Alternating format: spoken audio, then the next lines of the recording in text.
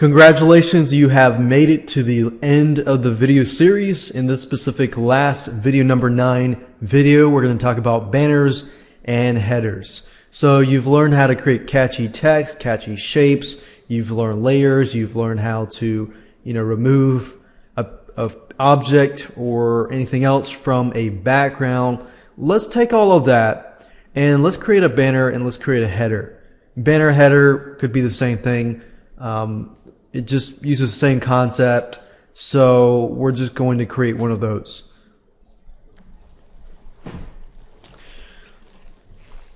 So you're going to take pretty much everything that you have learned to create a header and a banner. So what I'm going to do, what I did was I found a bunch of these banners here, and we're going to try to create something like this. So the first thing you need to do is, of course, to create a new image. And instead of the regular 800 by 600, I'm going to uncheck this and create the width to be, let's say, we'll just say 800, or we'll say 800 by 350.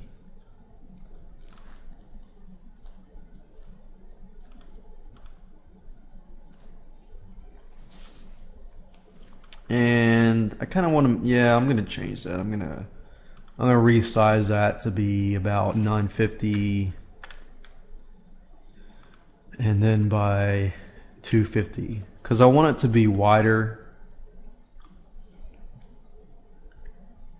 Alright, so I'm going to move these to the side. So the most important ones would be the layer and the tools.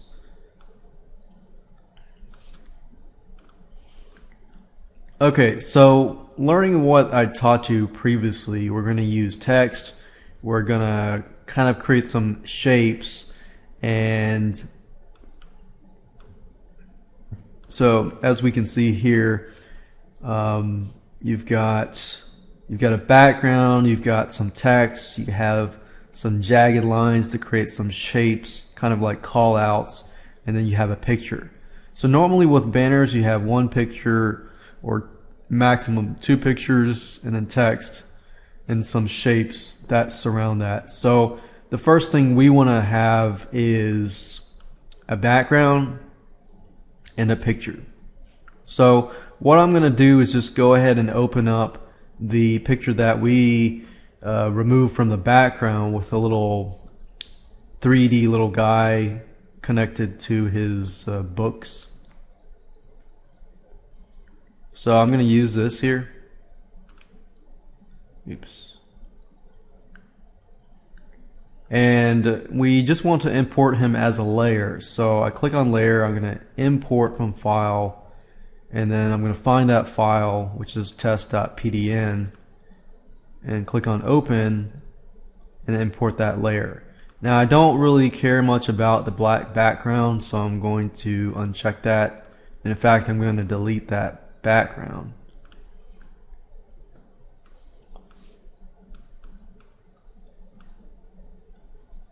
And I'm going to zoom out.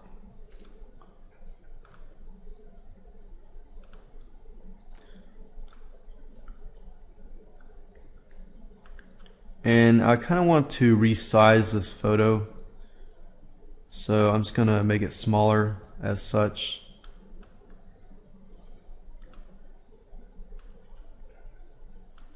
And I want the background, of course, to be resized. I don't know why it changed that, but I want to change it back to 950 by 250.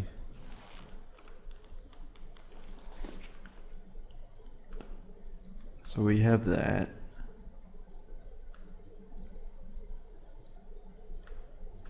And then, as you can see, like I'm doing right now, if you grab one of these corners, you can resize it yourself and just do that.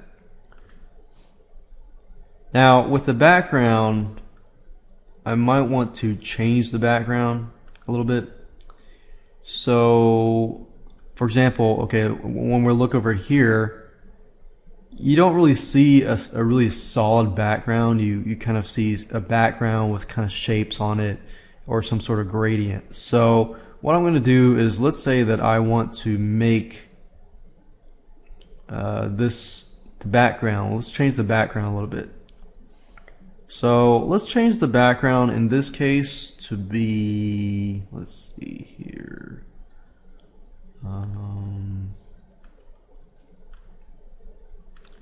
Let's just make sure that everything is white right now.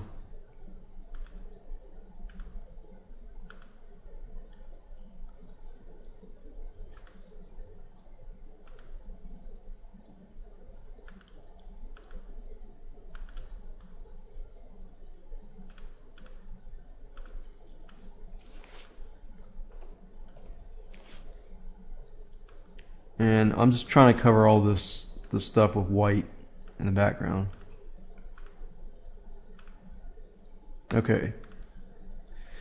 So I've got a white background, playing with a white background, and let's say that I want to, I'll just make this guy disappear because I'm dealing with the background right now. So the first thing we want to do is deal with the background. And the question is, do you want the background to change where the little guy is standing? We notice here that we have images, and let's see. I think what I'm going to do is I'm going to create a shape. First, I'm going to create a shape, and I'm going to make that background change. So when doing that, you want to use layers. So I'm going to create a new layer. I'm going to add a new layer, and with this layer I'm going to create a shape. So kind of like as you see here, like don't miss the chance. They've got a shape here, and then they fill that shape with a different color, and the rest of the color we have a different, background color. So I'm going to create a shape, and I think what I'm going to do is I'm going to create an ellipse, like I need to make that black just so I can see what it looks like. And then maybe I'm going to do something like that where I've got an ellipse, and I'm going to fill that ellipse with a solid color. So I kind of want to redo that. I'm going to change my brush width to about that color. So I'm just going to do that. And I think I want to move this a little closer. Okay, yeah, I'm going to move that here. And after that, I want to maybe turn that shape into, let's say that we're going to make it like a blue, like a light blue.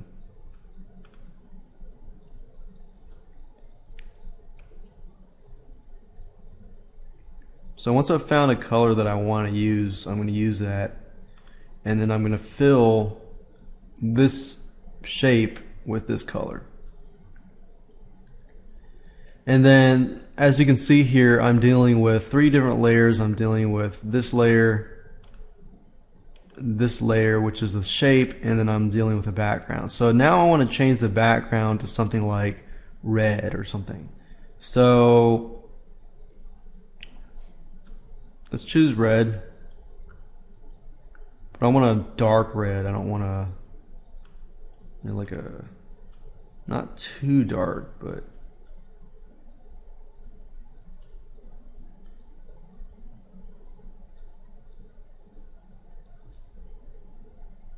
so once you find that red that you want, let's say that I'm going to use this so that I can kind of get a darker red to it.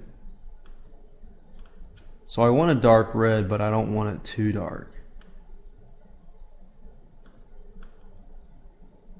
Alright, so I want that color.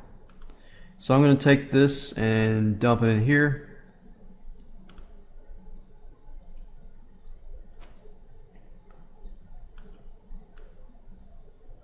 And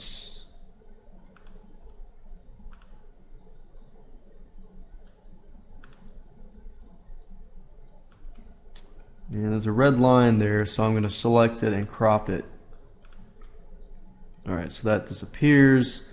I'm going to make that little guy reappear by selecting the layer here. Aha, okay, good.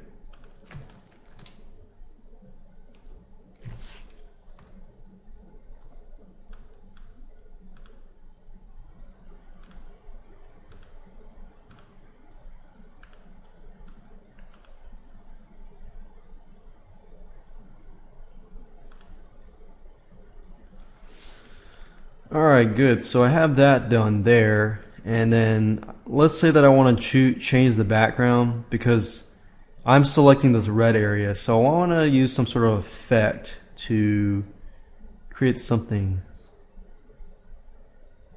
like a different texture or add noise, or let's see here, add noise, add color, add blur. Maybe I want to do some sort of blur, but not too much of a blur. So I might do a motion blur, but not too much.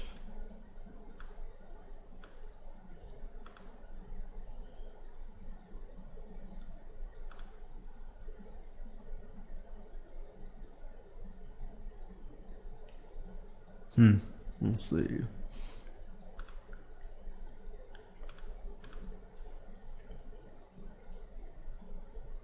I'm not trying to make anything too wacky.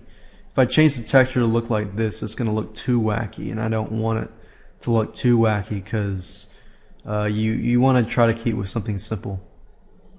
So maybe I'll add some noise, not too much noise.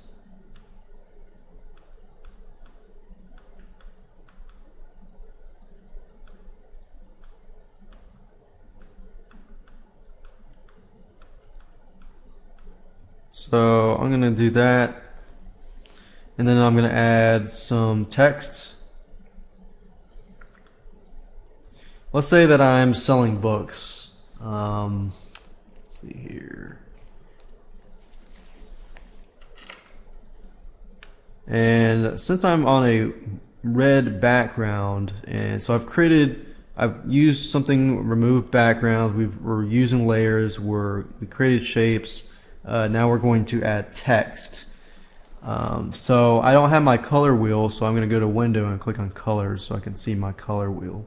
Click on less and make sure that I choose white, because use that, and then I'm going to add some text. I don't want it to be too big.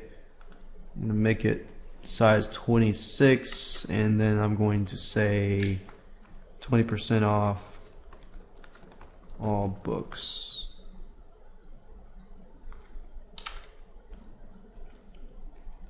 And then 4 days only. And I want to center that. I want to make this a little bigger,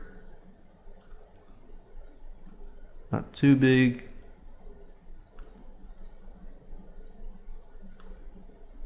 And I can change the font. You don't want to get too fancy with your font when you're creating headers. So something sans serif.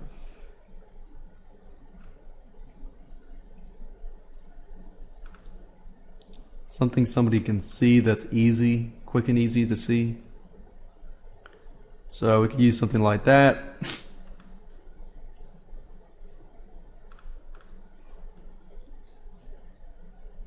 And there we go. It's not too fancy, but as you can see, that's pretty easy to create banner ads. So I'm going to move this to the side so that you can see the end results. And we've basically taken this little guy from the background, plopped him on there, added a shape, made that shape a color, so it's a layer on top of the red layer background, and we created a textual layer as well right there.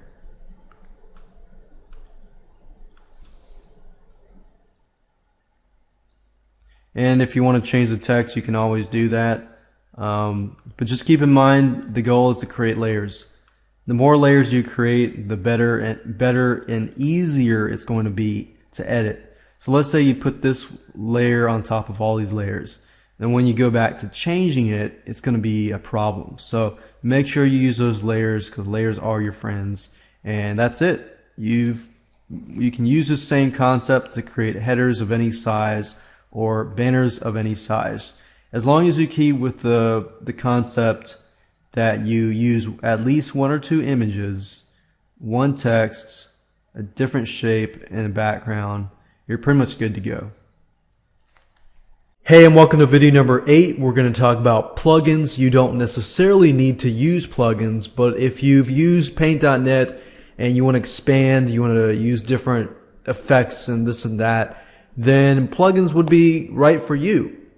So if that's the case, then go ahead and watch this video. Plugins definitely will make the software a lot more powerful if you choose to go beyond the basic fundamentals. So plugins are basically like effects. So once I install a plugin, it'll appear under the effects section here. So step number 1 is, of course, to go to google.com and to find a plugin that you want. So go to Google, type in Paint.net plugins, and you will be met with a bunch of forums. What I like to do is I just go straight to the Get Paint.net forum. I don't really go with there are a lot of other third-party sites, and you can do that too. However, you do keep in mind that make sure you have, antivirus software on your computer and so forth. So what I normally do is, of course, go to the forums.getpaint.net under their plugin forum. Now, that's not to say that, anywhere you download any file, you need to be protected.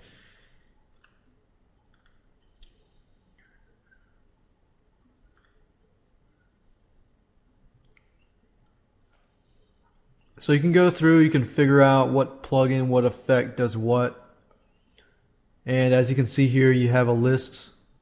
You can kind of get an idea of what is in each plugin folder. For example, if I click on Magic's All Plugins,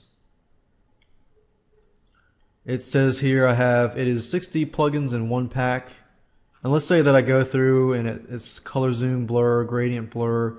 And you're not going to need every single one of these. What I recommend doing is just picking out 1 or 2 that you want and then grabbing those. So let's say, for example, that I want to choose this plugin pack. Now there's 60 of them, of course. So you want to go ahead and download it.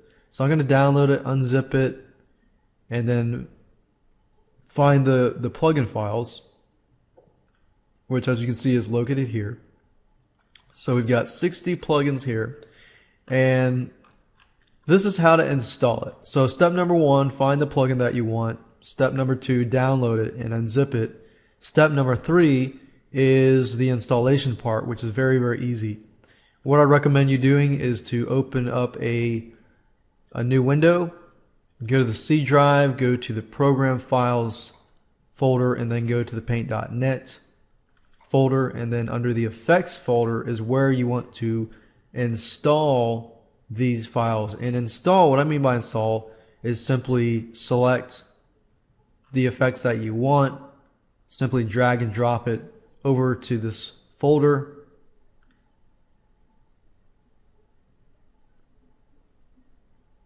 and once that is done, all you have to do is open up Paint.net. Now Paint.net on this computer is already open, so what I want to do is, of course, save my files and then close it down.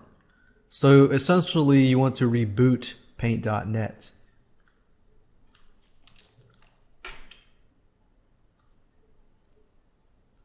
And then I'm going to open up Paint.net, and if all works, you should be able to see it under the effects section. So this was rebooted, and then if I go into the effects section, the beauty of the plugins is it knows which section it belongs to. So as you can see, autochroma was added, blurs. I got a bunch of new blurs. I got a bunch of new distorted stuff. I can do kaleidoscope. I can do a lot of stuff. Now, a lot of this stuff, if you're using this video training course for business, then of course you want to stick with something that is conservative and professional.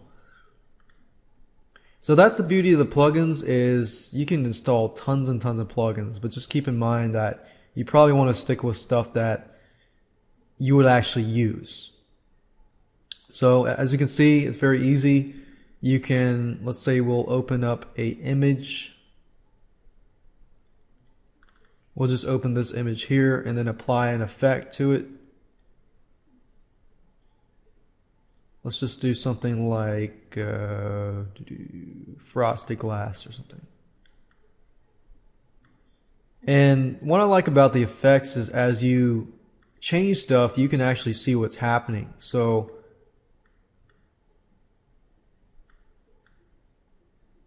I can make the smoothness better. Let's see.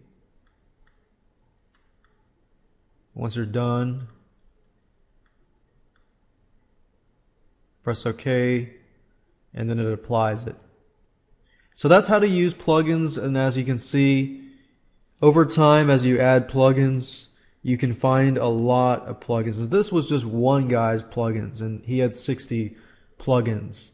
And as you can see within this forum here, there's hundreds and hundreds and hundreds of plugins to scour through. But I do recommend that you stay focused and that you don't get sidetracked and just start downloading tons and tons of plugins, because if you do that, eventually you're just going to overwhelm yourself and you're not going to be able to complete the task ahead. So as you can see, very, very easy to do. And in the next video, I'm going to show you how to create banners and headers, pretty much using everything that I've taught you thus far.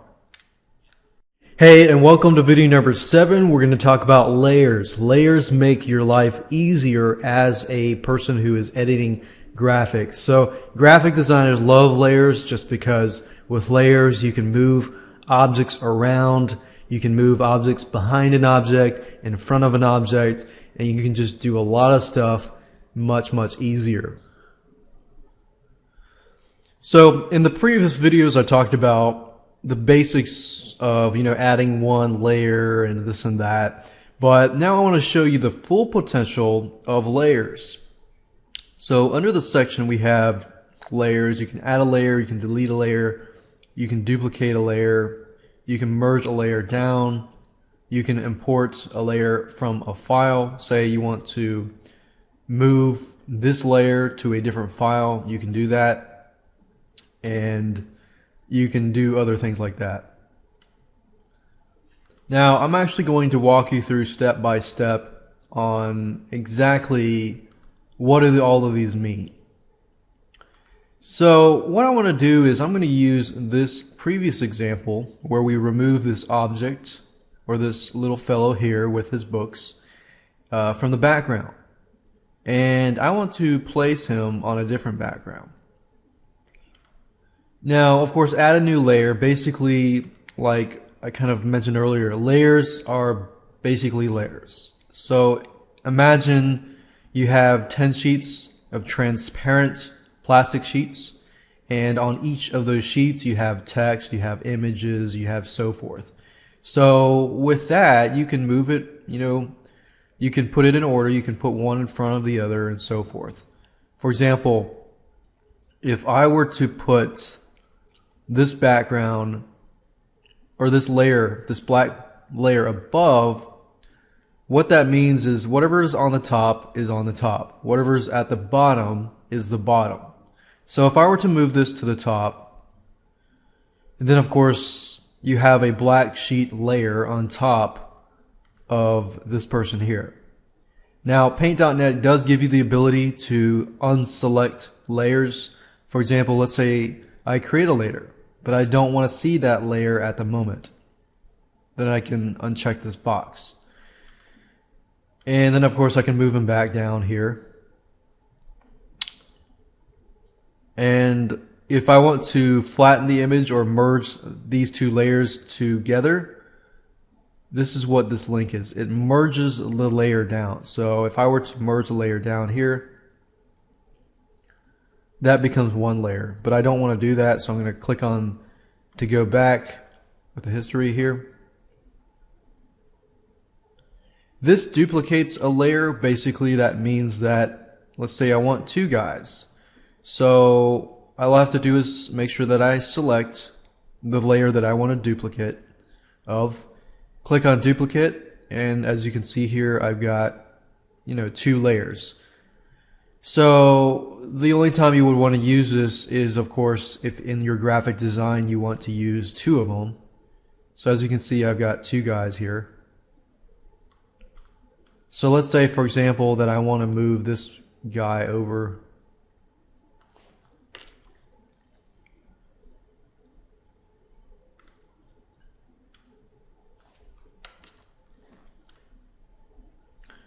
What I can do is click on this here and then click back here, and I can move him back and forth. So I could move him over here, and then I could move his little friend here.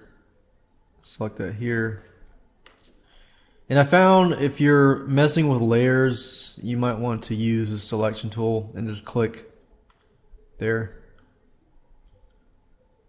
and do that.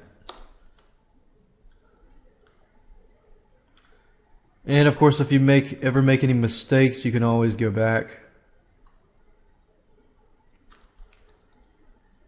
to here.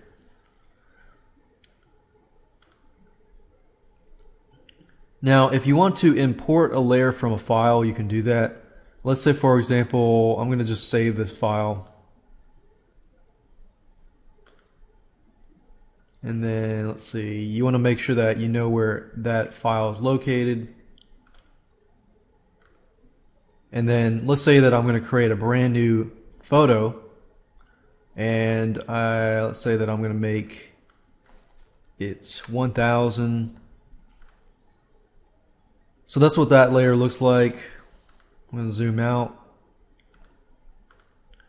And let's say that I want to take that layer of that little guy and just plop him in here. What I could do is go to Layers, Import from File, and find that layer.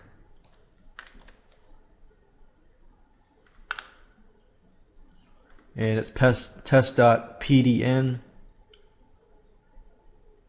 And what that does is it just imports all of those layers into that file. So let's say, for example, that I am creating a header, and I'm actually going to use this in the header example. Let's say I want to import him into the header. I can do that. And then the layers that I do not want, I can simply select and delete them, or just uncheck them as well.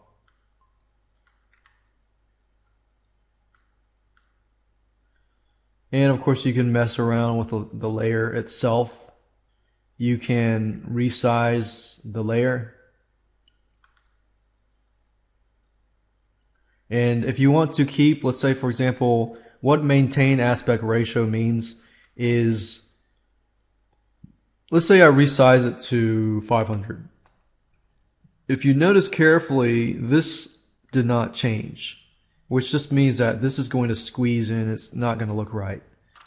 So I'm going to go back to the original number and click on maintain aspect ratio, which basically means that if I change this, this number will change as well.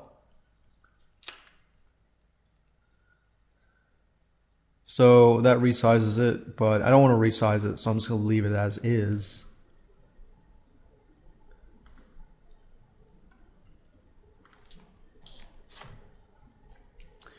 And you can also import other images as well.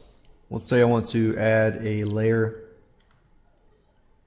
and I'm going to add this layer here, and this layer will be an image. So what I like to do is simply find a picture. Let's see here.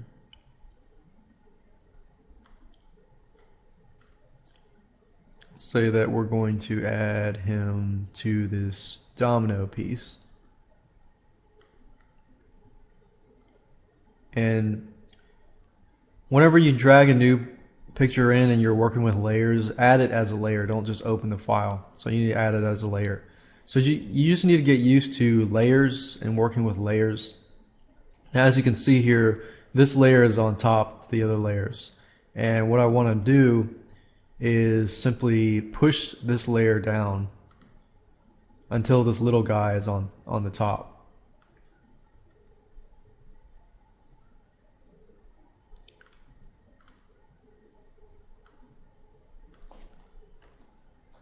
And remember to select the selection box and then go back here, and then you can move them around.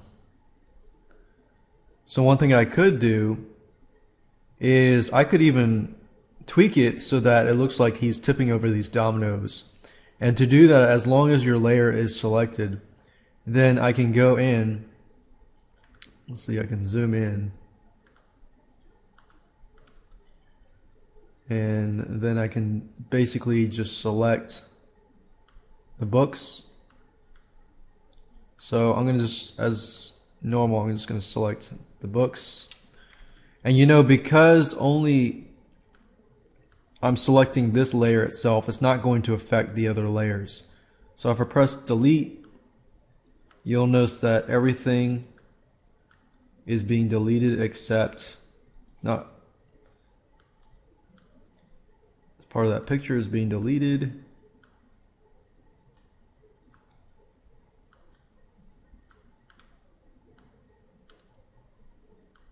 And as you can see here, that's the way to go. And I'm just going to have to go inside and do some tweaks and, you know, delete those things around his hand. But if I go zoom back out, actual size, zoom out. As you can see, I've pretty much manipulated the photo so it looks like he is pushing over the dominoes pieces. See how neat that is? And that was because the beauty of layers, that made my life a lot easier. Now, a good practice to do is once you're done with a photo is to only keep the layers that are part of that picture. So I did not use this layer, so I'm going to delete it just to keep everything clean. And then, let's see, I'm just going to leave that as is. And I could add another layer for text and so forth. So the whole idea here is to use layers as much as possible and make it nice and neat so that you only are using layers that you want to be using. So let's say, for example, that I want to remove the background on all those layers and just place this little guy with the dominoes on a different background. To do that, simply watch the video before, and it's really easy just to use this magic wand tool, you know, and go through the process of doing that. So that's the video on layers.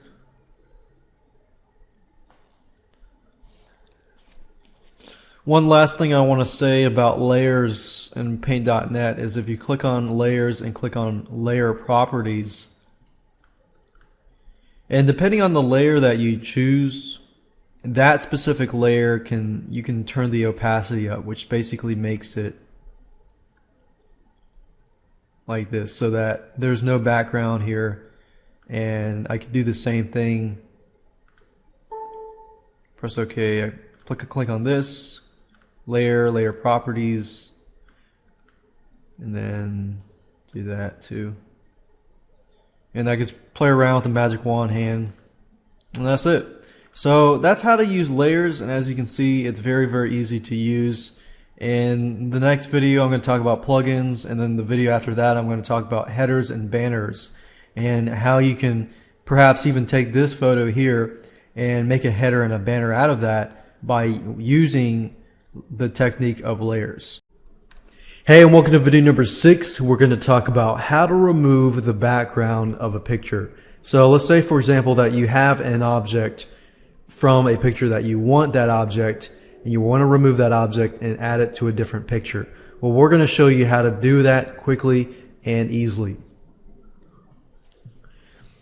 So the first thing that you need to do is to find a picture that you want to take the object out of the background. In this specific video, I'm going to show you two different examples. And before I go there, I want to say that anytime that you have a solid background, like a white background or a black background or anything like that, it's going to be a lot easier. So the first example I'm going to do is one of these where there's a solid background. The second example that I will do is going to be a background that is a little more complicated. It's not exactly a solid background. For example, this photo here, let's say I want to take the business people out and remove the clouds. I'll show you that in the second part of this specific video, just so that you can get an idea of how all of this works. So I'm going to pick a picture. I'm going to pick this picture, and to open it in Paint.net is very easy. Once you've found that picture, all you have to do is left click, drag it over, click open, and there we go. So let's say I want to remove this white animated or white 3D fellow with his books, and I'm going to remove everything including this mirrored effect right here. So to do it, what you need to do is click on the magic wand. The magic wand is your friend in terms of selecting the background here. So click on the magic wand, and then up at the top you're going to see something called tolerance. And I'm just going to show you an example. If the tolerance is too high, that means that this magic wand is not going to be able to detect the difference between this white and this semi-white. So if the tolerance is too high and I click on it, you'll notice that it selects everything. You see? What I like to do is usually pick a tolerance that's low. So I want to pick something maybe like 13. So if I click it again, you'll see that it actually selects everything around this person minus this part. So maybe I'll do it again, and I'll choose 18, and I'll click it again here. But now you see it selects more, but then it cuts into his head. So I might need to decrease that a little bit and click again. Now, because that's the case, I'm just going to have to work with this. Now, the blue area here is where it has selected it. Once it has selected the area or the background, what you need to do is just click on delete. And what that does is, as you can see, it has removed the background. And all I need to do is just go around, click here. Let's see if this works. Okay. As long as it does not run into its foot or into the object itself, then that's a good thing.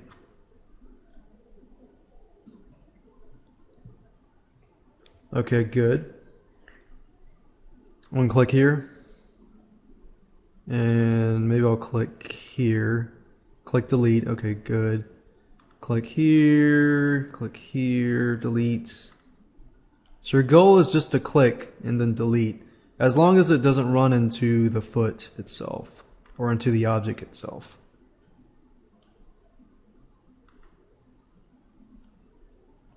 And it's not going to be perfect. I'm going to show you how to get it deeper.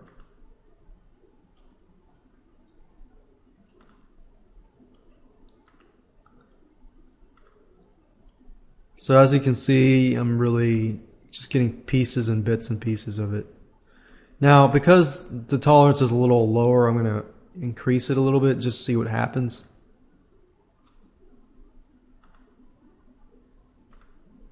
Okay. So you're just going to have to tweak the tolerance a little bit.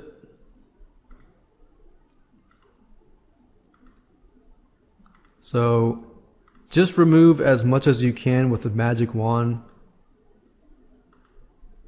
Oops, no, I don't want to do that. Once you have done all that you can, now it's time to zoom in. So I would click on this here and I would zoom in. If you click on view and you click on zoom in, it's Control++. So I'm going to use Control++ or Control+.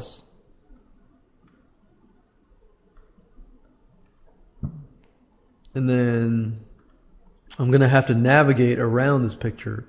Now, what I want you to do is look carefully for anything that is attached to it. And what I mean by that is like stuff like this. And the only way you're going to be able to see that is if you zoom in. So you can see all this. So all of this stuff needs to be removed. And I found the best thing to do is to either use the eraser and just, click, click. And sometimes you might need to zoom in, closer. Now you may not need to have a perfect job. However, you want to do the best that you can. So you can use the eraser tool. You could even use the lasso tool if you want to. The lasso tool requires you to use your mouse though, so it's a little more tedious.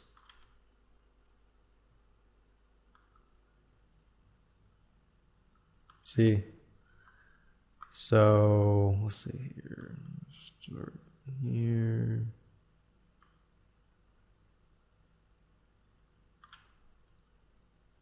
So I'm going to pause it in a minute, and basically what I'm going to do is just go around the whole thing and just do this the whole time.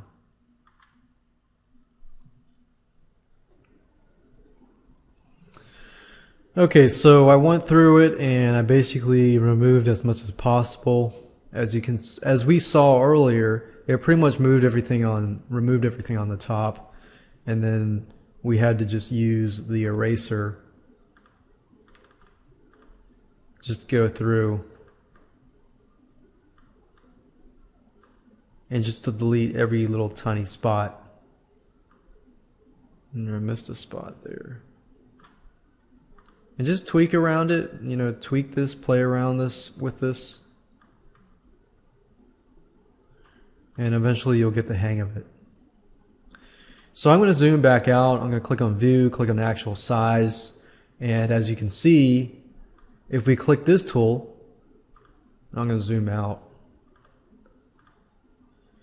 If all has worked, then if I click on this person, I can move him around, as you can see here. So there you go. I've pretty much removed him from the background. And I'm not going to save it yet. I'm going to actually save as, more likely. Just call them test.jpg. And then when you save it, I usually save the quality as maximum. And then let me just show you something that's really neat. Once you add a layer, let's say for example, and I'm going to add a layer and just add a background to him.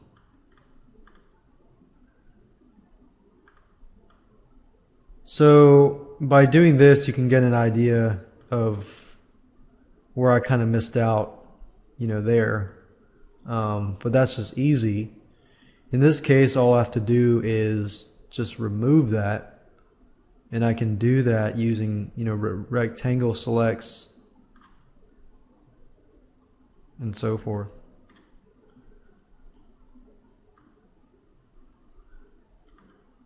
So adding a layer, and I'll talk more about layers, but adding a layer and then adding a black layer behind it gives you the ability to kind of see which parts that you missed out on.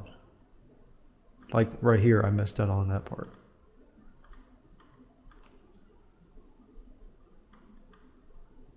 And all I'm doing is selecting and deleting. selecting and then deleting, selecting and deleting. And that's it. So there you have it. I've successfully grabbed this object out of the background, and I can add it to any background that I want to. And it's simply, as long as the layer is at the top, then that'll work itself out. In the next example, I'm going to basically go through and pick a harder example.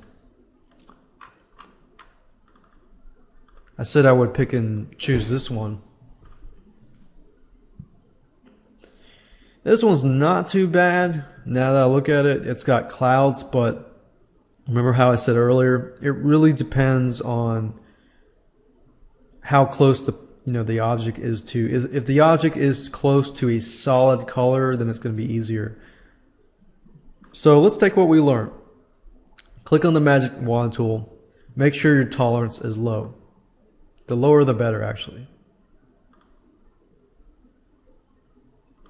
And then you can tweak with it and just play with it, see how that goes. See, the tolerance is too high, it goes into their shirts. So it looks like I'm just going to have to zoom in and then go through and delete. Let's see.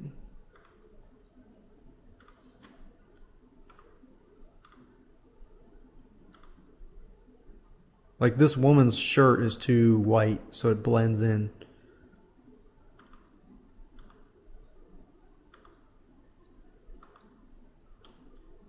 Let's see here. It's too white. Still too high. So as you're watching me, I'm just tweaking the tolerance. So once I found a suitable area, then I can delete that.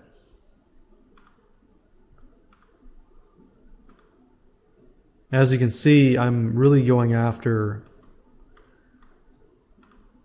the background that's close to the person. It may not be the perfect the first time, but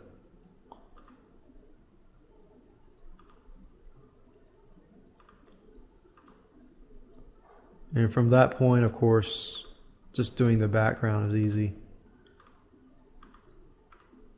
I'm just selecting, delete, selecting, delete, selecting, delete.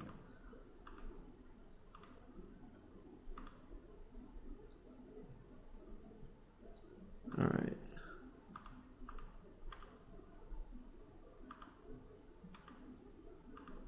All right, so now I'm going to have to zoom in.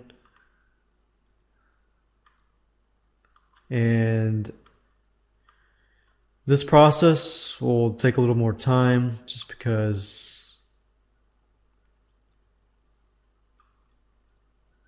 and what I like to do is, of course, if you can remove everything close to the object itself, then of course everything is easy.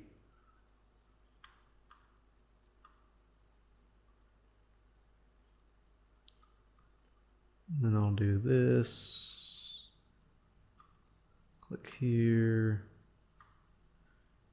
And then for the bigger areas, you can just use squares. Go back to actual size. Let's say, for example, here. I can select all of this. Pretty much to the guy's head, I can select. And then from that point, I select this. Select this. This. So you pretty much get the point.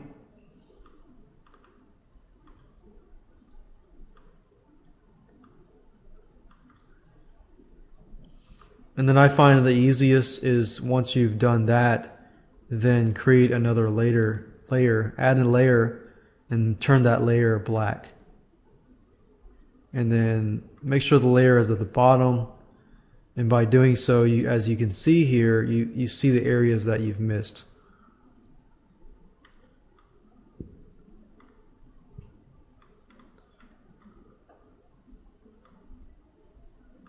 So once you've gotten the big spaces first, then you can dive into the smaller pieces, smaller areas around the people.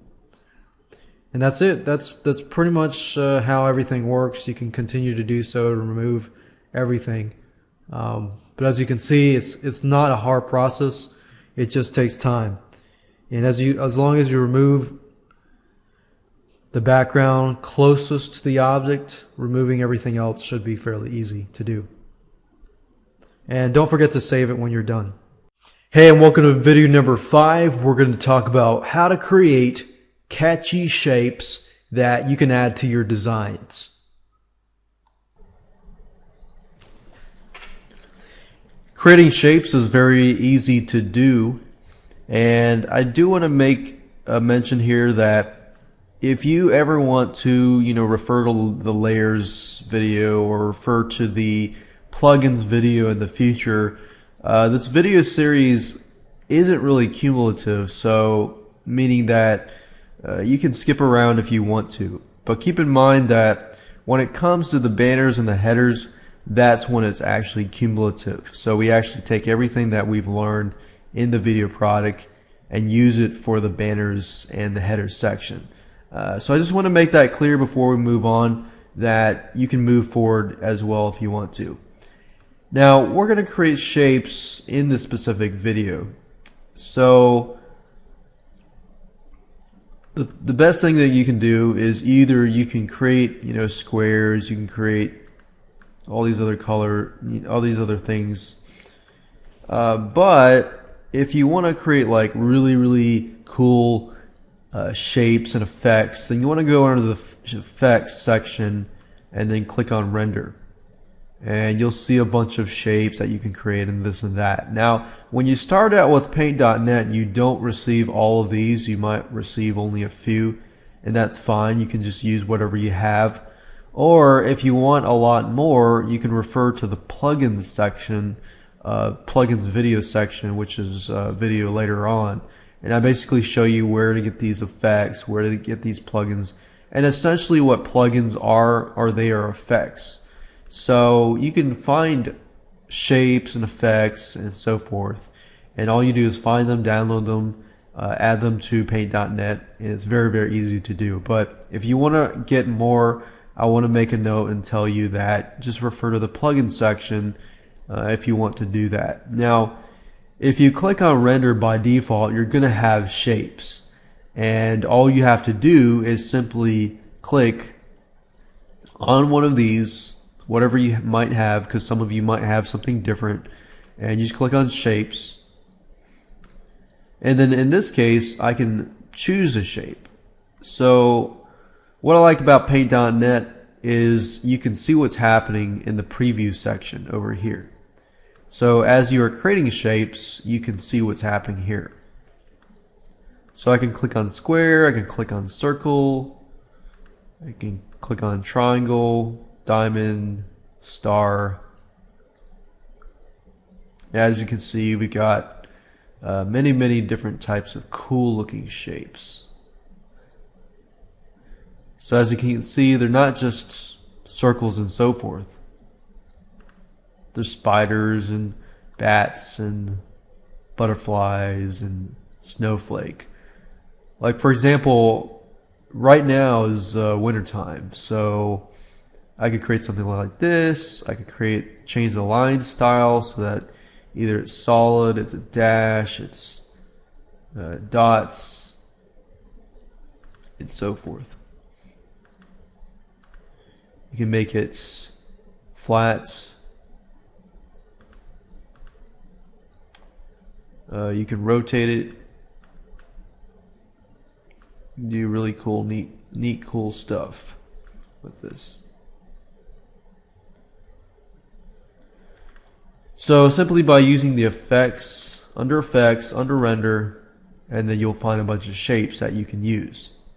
Now if you don't really care about getting all fancy, however, you can stick with the regular shapes. And with the regular shapes, you've got square rectangles, you got rounded rectangles, ellipses, and you have freeform shapes. So freeform shapes would give the ability to kind of create your own shapes, but it would kind of require you to it's kind of like the pencil or the paintbrush, but as you saw earlier, eventually it connects to each other. So if I want to make a vase, I could do that, but obviously it doesn't look like a vase at all. So I would say stick with, if you're not familiar with that, just stick with these shapes here. And if you want to get fancy, say we'll make a square. Put a square with text in it. You can actually apply effects to the specific shape as well, just by going under effects and then applying certain things to that shape.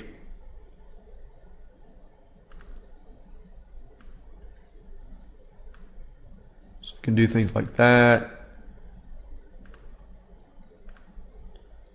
And the whole idea here is you can create shapes, but to make that shape fancy or anything, click under effects, go to render or distort, anything you want. And like I said earlier, if you want extra effects or extra shapes, just refer to the plugin section, and that'll show you how to get shapes, how to get effects, and so forth. But it'll show you how to get effects, but you can apply that to getting shapes as well. So as you can see, it's a very, very easy thing to do. You can create this. You can change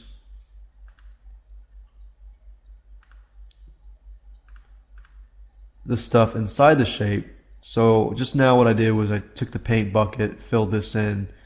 You can change the fill, and what fill means is whatever it fills up in. So you can change that.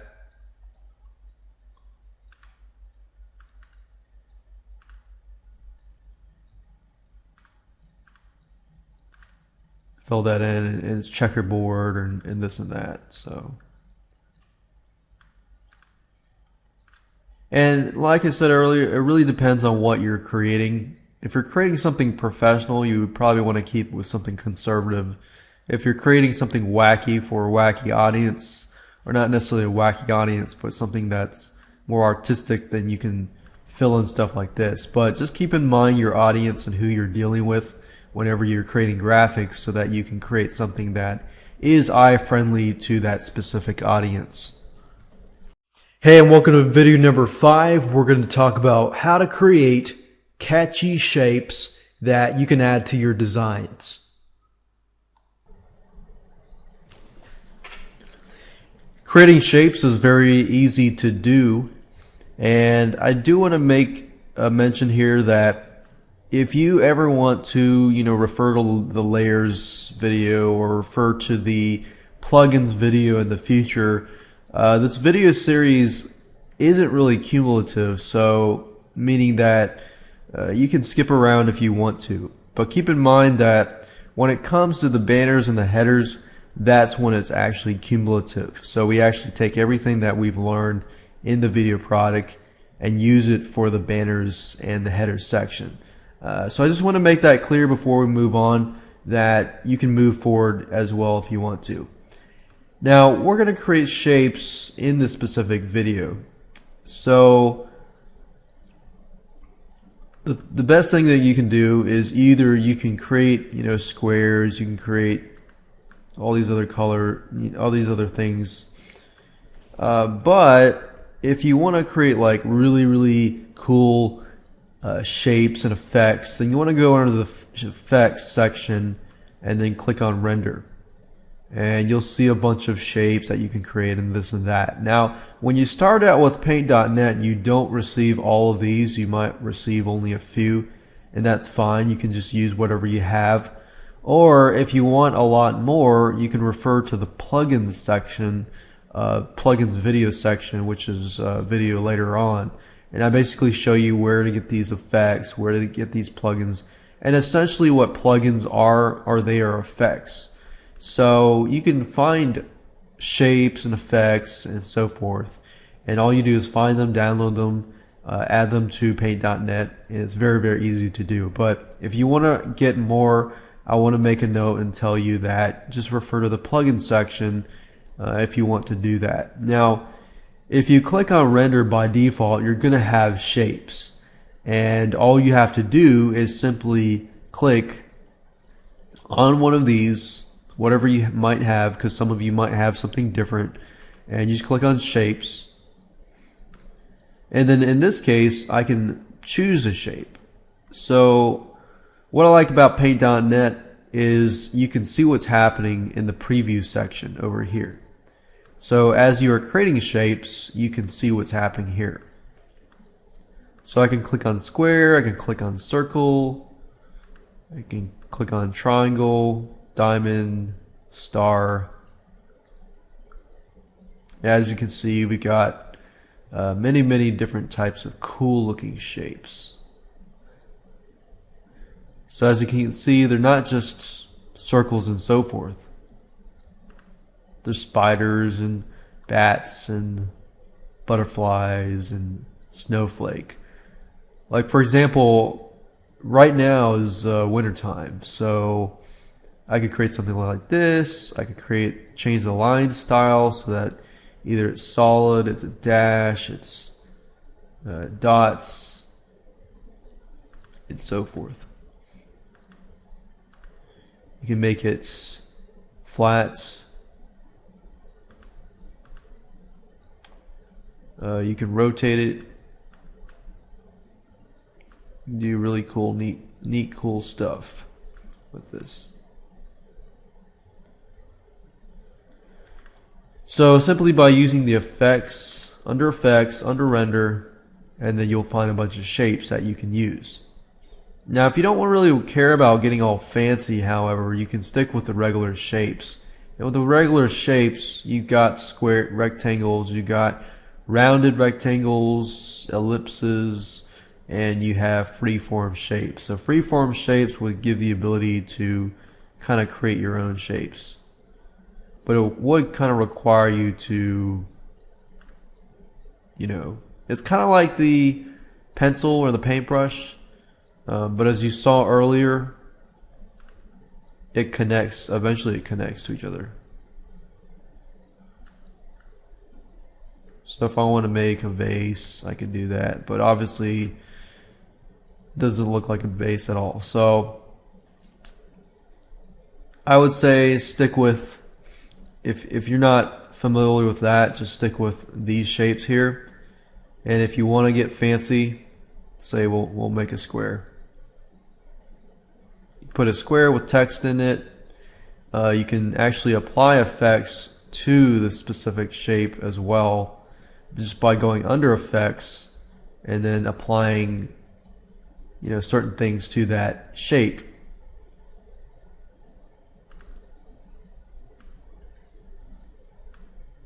So you can do things like that.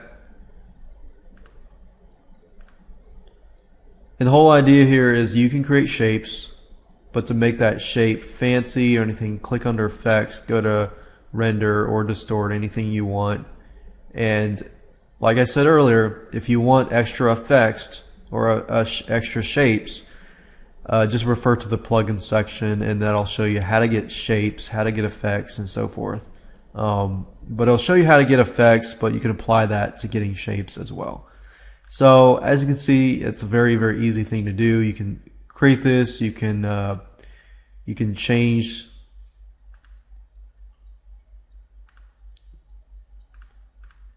the stuff inside the shape. So just now what I did was I took the paint bucket, filled this in. You can change the fill, and what fill means is whatever it fills up in. So you can change that.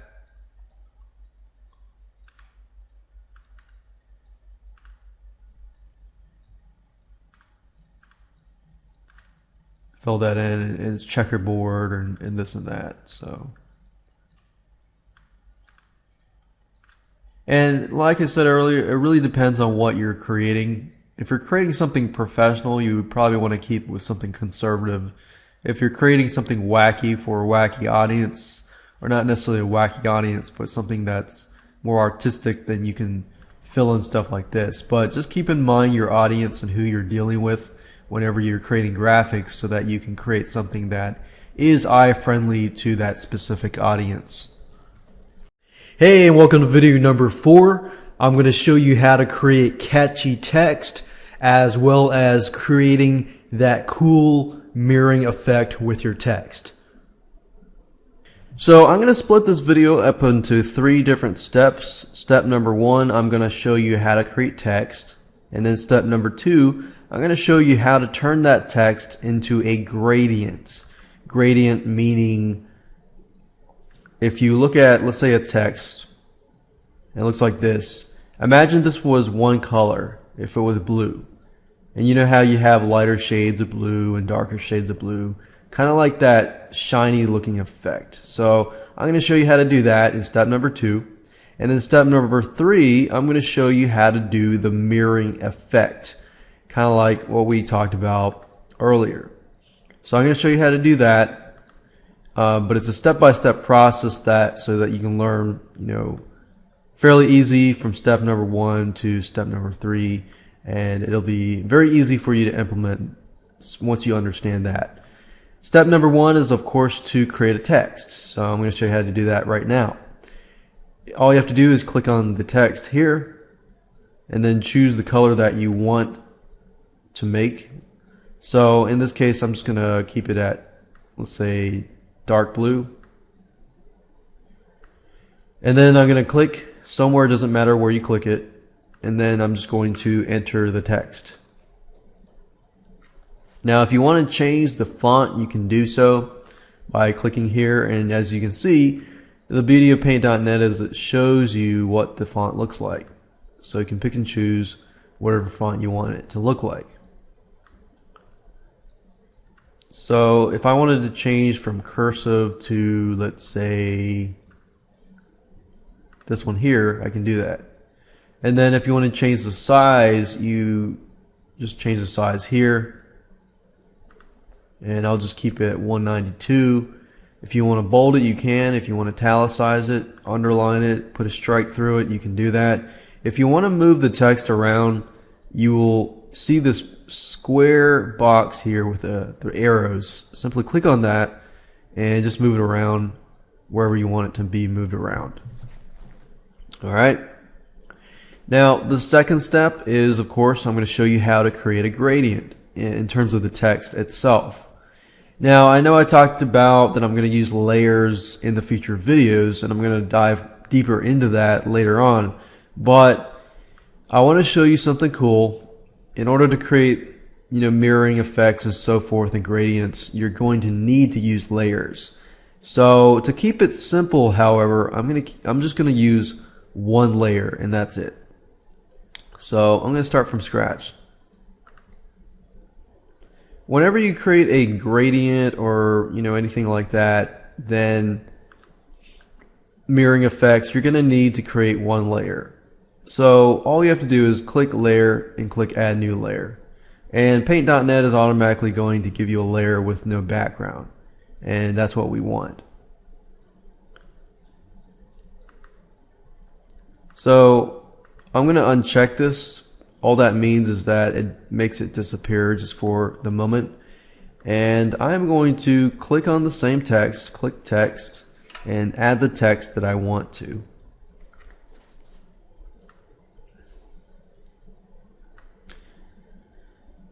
And the next thing I'm going to do is use this magic wand tool. What this magic wand tool does is it allows you to select an area. So because we're dealing with text and we're not dealing with anything complicated, you don't have to worry about anything up here. So simply click on that and then hold the shift key. So you want to hold the shift key down and select that. And as we can see, it was selected all the way from here, here, and here. And normally you would hold the shift key and select these just inside the blue area, or whatever color that you choose. Once that's done, you simply click on the gradient option here. There are different types of gradients. There are linear reflected, diamond, and as you can see, you can get an idea of what it is. So I'm just going to choose linear, and what that means is now that we have this text selected, all you have to do is click anywhere you want, and as you can see, you're creating a gradient here. And if I hold the mouse and I put it down, as you can see here, you're creating a gradient more on a horizontal level. Now I can choose the color that I want to red if I want to, or pink or whatever. As long as you're using the color wheel here, that's fine. So that's how to create a gradient, and using this knowledge, you're going to be able to create the mirror effect. And I'm going to start from scratch, and the last step is to show you how to create the mirror effect. So I've started with a clean slate here, and I'm going to remove the background here. And you can use the background later if you want to, and I'll actually show you how to do that.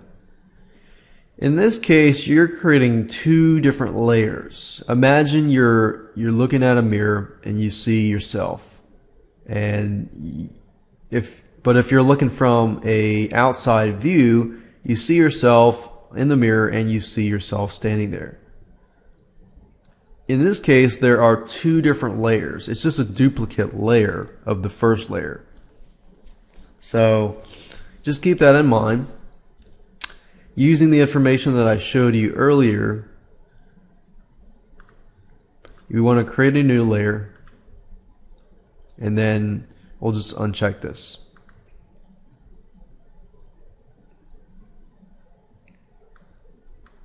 And actually, I'll leave that here just so you can see, what happens and so forth. So, of course, step number one, click on the text tool, and then choose a color that you want. Now, the background, let's see here. I'm going to probably change the background color to something darker just so you can see the mirror effect.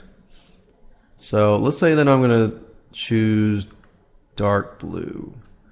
And then I want to change the color of the background. So as long as the background is checked, and you click on it, then I'm editing the background. Now I want to fill this up, so I want to use the paint bucket tool and simply change the color, and that's it. Now I want to deal with the first layer, or the text layer. So I want to click on the text tool and make sure this is checked. And since it's dark blue, I want something lighter, let's say for example white. So I'm going to choose white here.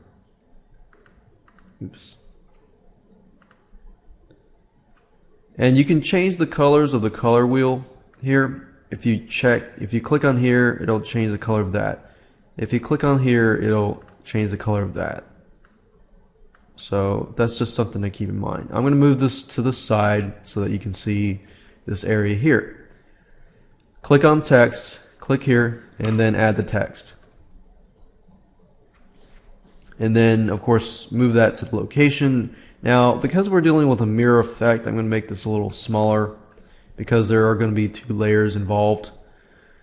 So I'm going to move this to the very top, and then that's all we've done.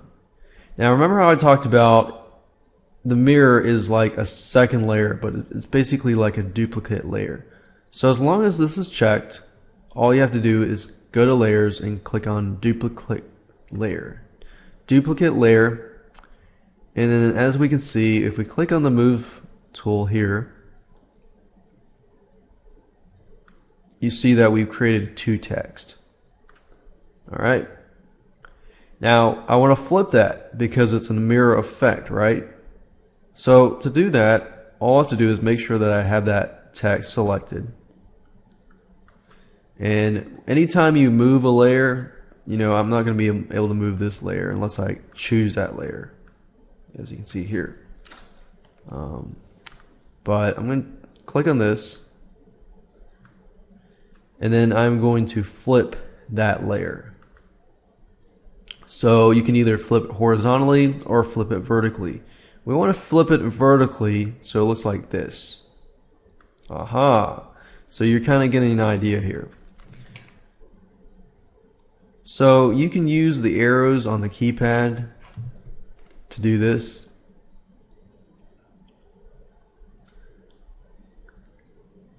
Alright, so you created a mirror effect. What now? Using the information that I showed you in step number 2 to create a gradient, you're basically going to turn this second layer into a gradient. To do that, like I showed you earlier, basically pick a color, any color that you want. I guess in this case we'll just pick, we'll stick with the dark blue.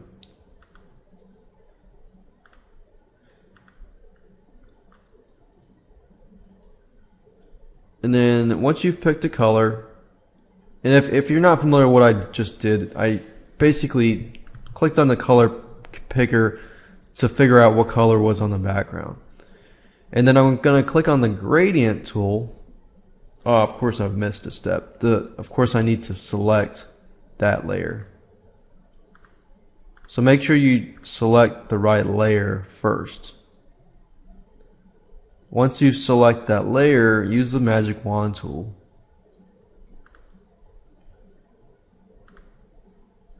And then hold the shift key, just as we did in step number 2. And then after that is selected and you see the outline selected, now it's time to use the gradient tool.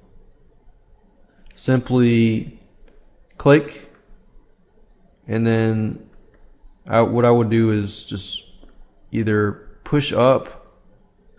See, if you push down or you hold the mouse down, then it's not going to be like that mirror effect closest to the center.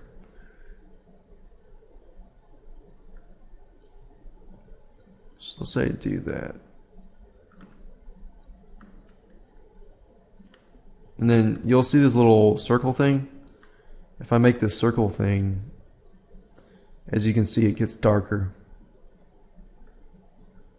So just play around with that a little bit.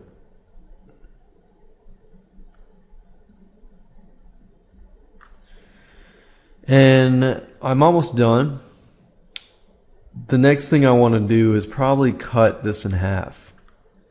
So what I mean by that is, okay, you're looking at this and you see the mirror effect here, but you really don't care about this stuff here. So what you can do is just highlight that and then delete it. Hit delete.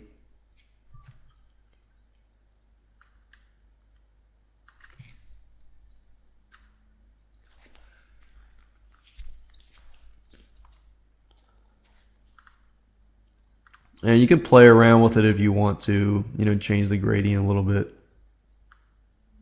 Oops. Yeah, so don't forget to click the magic wand tool to select that layer. And that's it. That's how to create a mirror effect.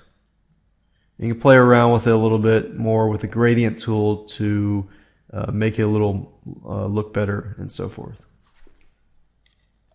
Hey, and welcome to video number 3. We're going to talk about understanding Paint.net's features and tools so that you can get fully acquainted with how Paint.net works, what kind of features that they offer, so that you can dive in with video number 4 to 9. Just gets easier and easier from that point. So with that said, let's go ahead and get started.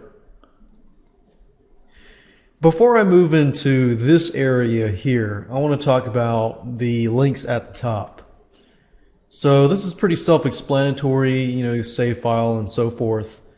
And editing is pretty self-explanatory. But when we move into the view section, this allows you to zoom in and out, and of course there are shortcut keys.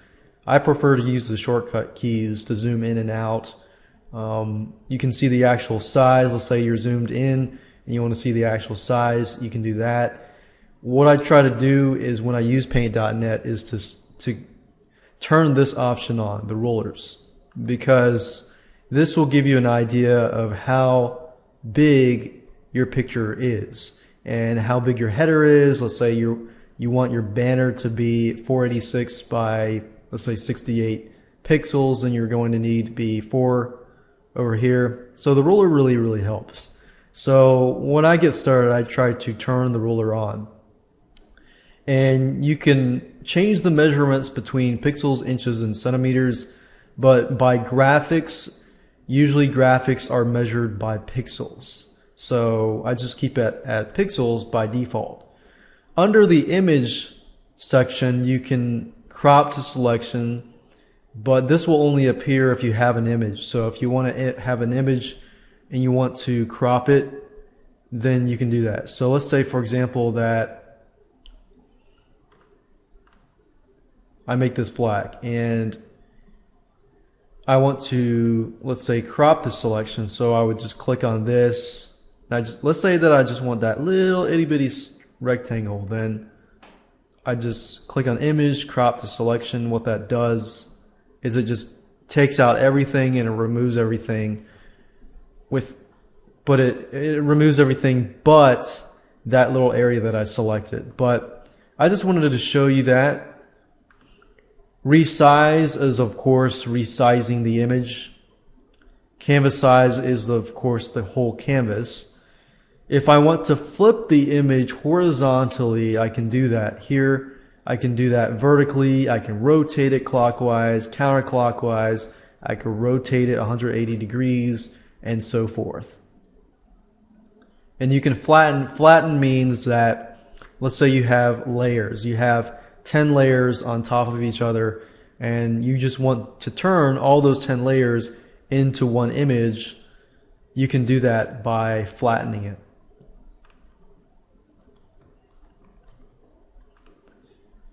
And under layers, this gives you the ability to add a new layer, to duplicate a layer. Let's say you have a layer of a checkbox and you want another checkbox. So you just choose that checkbox and then you can duplicate that layer. Now I'm going to talk more about layers in the future videos on layers. But layers are your friends, and layers definitely make your life easier. Adjustments. So let's say you have an image and you want to make it brighter, or you want to make it black and white. You want to change the contrast. You want to change the curves. You want to change the hue and saturation. You want to invert the colors. You can change the levels. Levels often used if, let's say you take a picture of something and it's really dark, and you can use levels to brighten that photo up without just doing brightness and contrast. And you can posterize this and that. Those are just adjustments. Effects are stuff that you can do to your images as well. For example, let's say you have a picture and you want to convert that picture into an oil painting so that your picture looks like an oil painting. Or you want to turn that picture into a blur. And there's specific types of blurs, as you can see here. Or distort so this is just an effect. All this does is it converts your image into whatever you choose. Like red eye removal. If your picture has a lot of people with red eyes, back in the day when you take a picture, or even now, you have red eyes and you can remove that. So this gives you the ability to not only change your existing images, but also to tweak and edit and stylize and so forth your newer images. Utilities, that's just a section to manage your fonts, change the language and so forth. So you're probably not going to use this section as much unless you check for updates for the program. The Windows section is actually what you see. These are windows. Like this is a window, this is a window, this is a window, this is a window. So let's say, for example, I want to, if I remove, accidentally click that. If I accidentally click the tools and I exit that, I'm like, oops, I want to get that back. Then you click on window, click on tools, and you see you can make it appear again. So if you lose that, don't worry. All you have to do is go under the tools section and then click on that. So as we can see right now, the tools, the history, the layers, the colors are all open. And you can do that too, but that's not necessary. Now, if you are using, of course, Adobe Photoshop and you clicked on Windows, you would see a large list of windows, like action scripts and this and that. But if you're trying to do the basic stuff, you're not really looking to, create a website and this and that, and just do basic graphic editing, this is pretty much what I use, and I've been doing graphic editing for a long time. But in terms of something quick and easy to do that does not cost any money, this is a great tool. And what I like most about it is it has layers. Now, let me go through each of these windows now that I've discussed to you basically this stuff here. This is the tools box, so you're going to use this tools box a lot. And if you've used even Paintbrush or even the basic paint, you know what these tools are all about. Well, with paint.net, it actually goes beyond just basic tools. Like if I click on the rectangle here, you'll see these drop-down menus at the top. And if you click on that, you can see the list of tools, but you can also see like selection mode and this and that. So you have other abilities within that selection mode. So selection mode just means that you select something, kind of like what I did earlier. And then this here is just like a mouse cursor that allows you to drag and drop and move things around. And if you ever make a mistake, then you can click edit and undo. Or if you click Control Z, which is a shortcut I like to use, because let's say you make a bunch of mistakes and you want to go back. Another thing you can do is look at the history. For example, as you can see, watch carefully as I do stuff.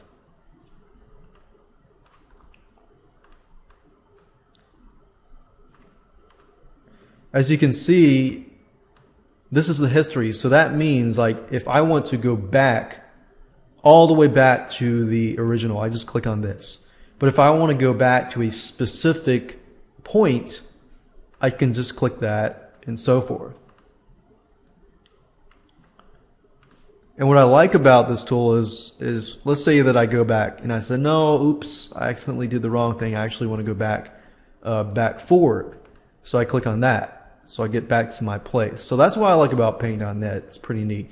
So the history is a very useful tool if you make a mistake and if you want to revert back or forth, then that's the beauty of that. So that's that. The lasso tool basically allows you to, as you can see, draw around a shape, and we'll be using this to kind of remove a background and so forth. This tool is move selection, so it allows you to move things around and so forth. This tool here it's an ellipse, basically a circle, and you can select an area. So you can make a circle, you can make an oval, you can make an egg, and so forth. And if you want to move that selection around, you can move that with using this. Magic wand tool, if you're not familiar with the magic wand tool, we'll actually use that more when we actually create stuff. But the magic wand tool is a highly used tool. Let's say you want to select an area, like there's a person here and you want to select the background around them.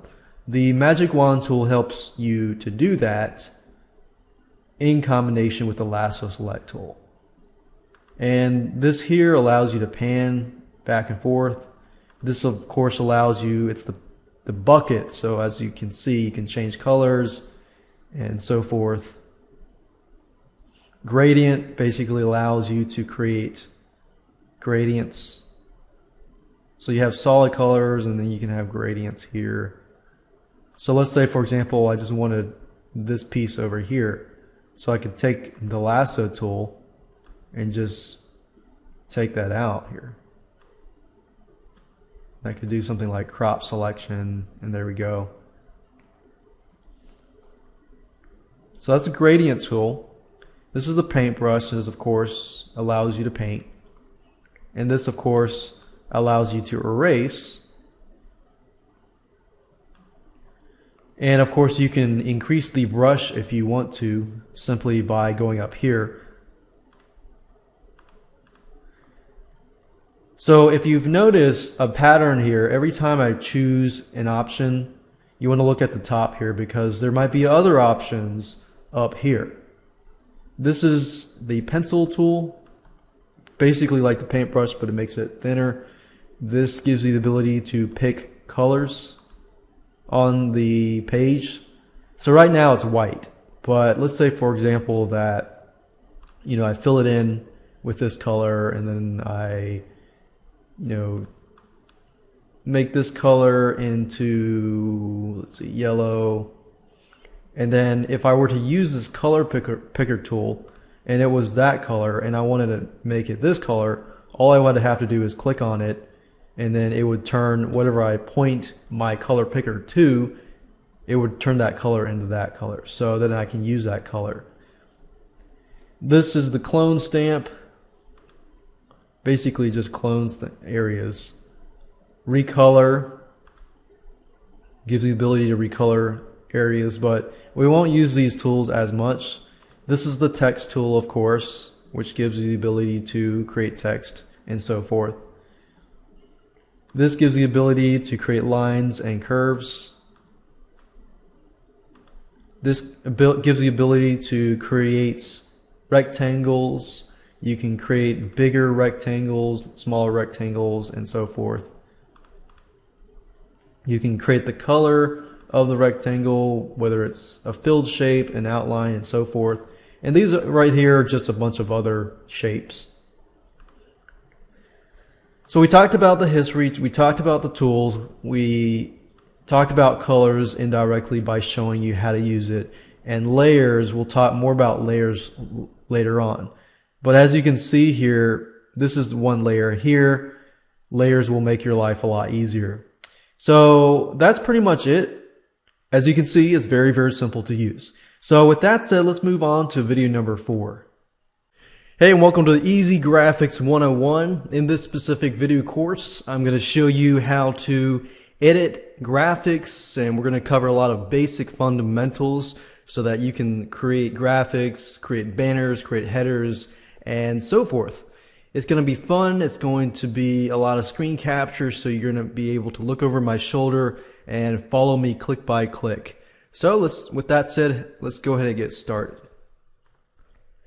This is video number 1. It's the introduction to graphics editing, and before I move on, I want to talk about a quick overview so you have an idea of all the videos in the specific video, how they relate to each other. And knowing this, I know it'll help you, implement this quicker and easier.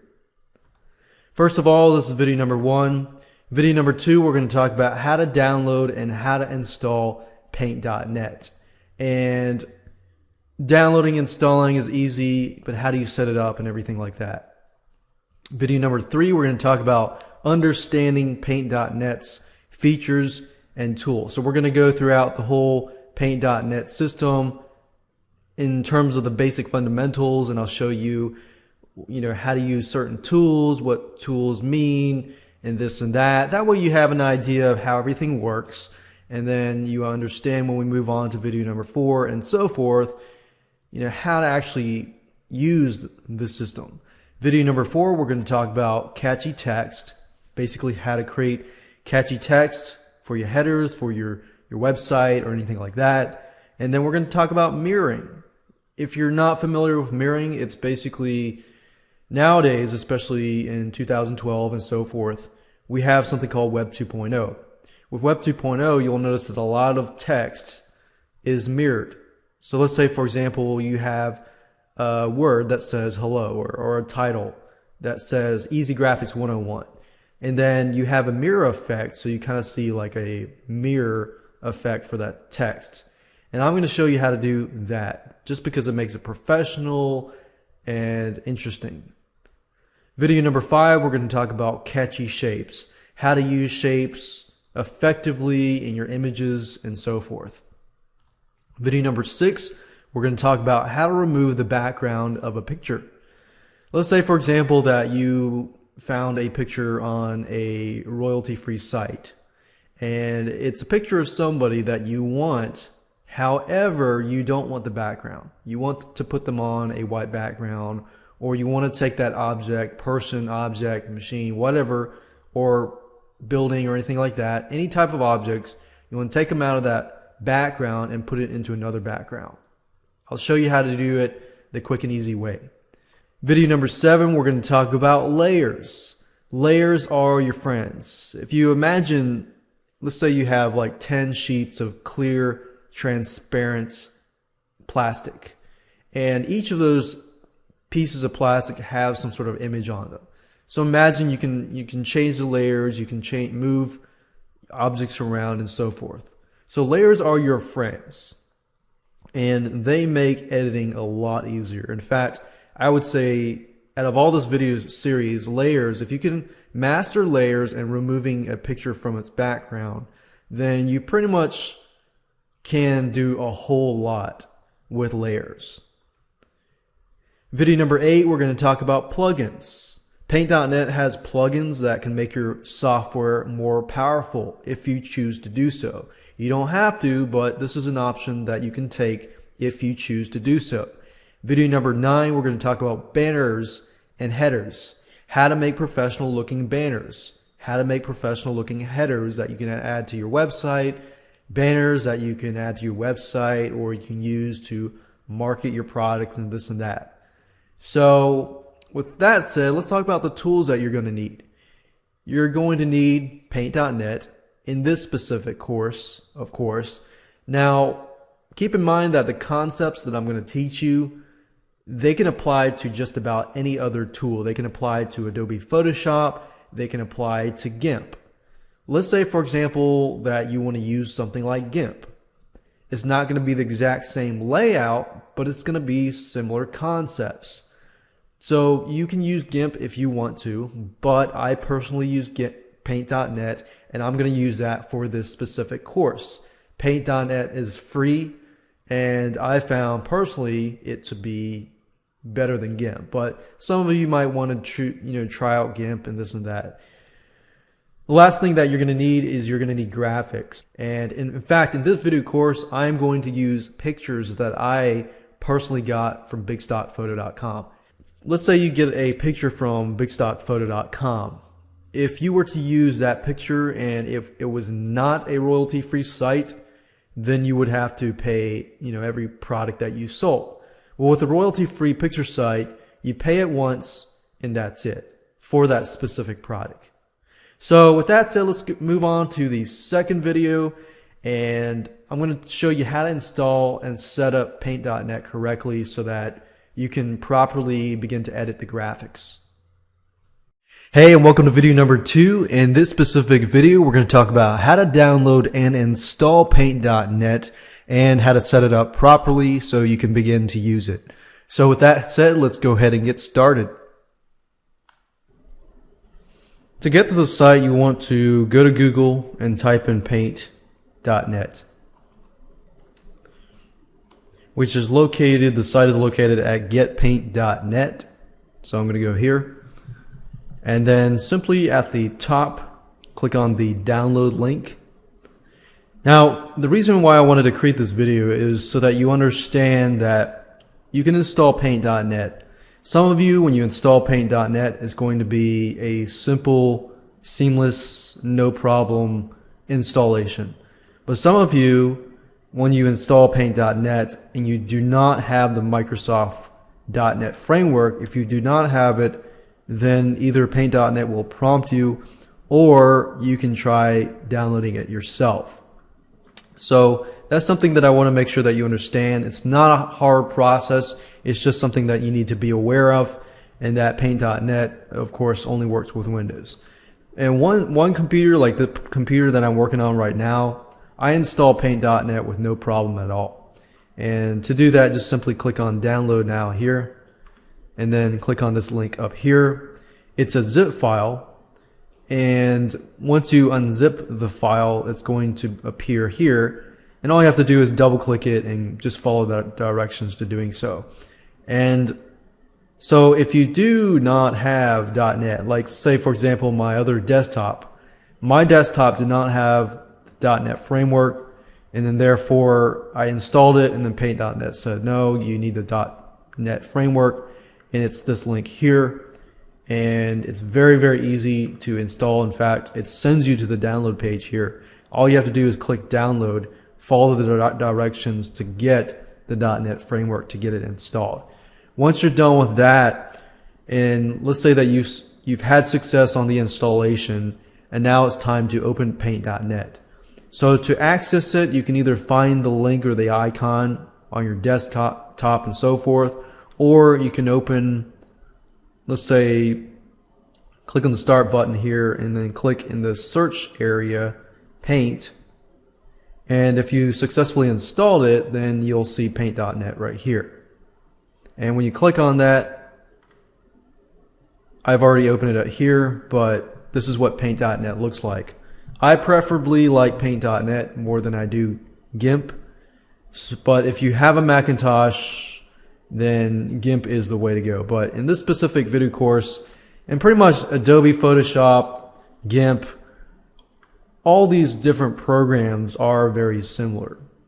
Like if I'm looking at these tools right here, the same tools that are being used here, a lot of them are being used in Adobe Photoshop.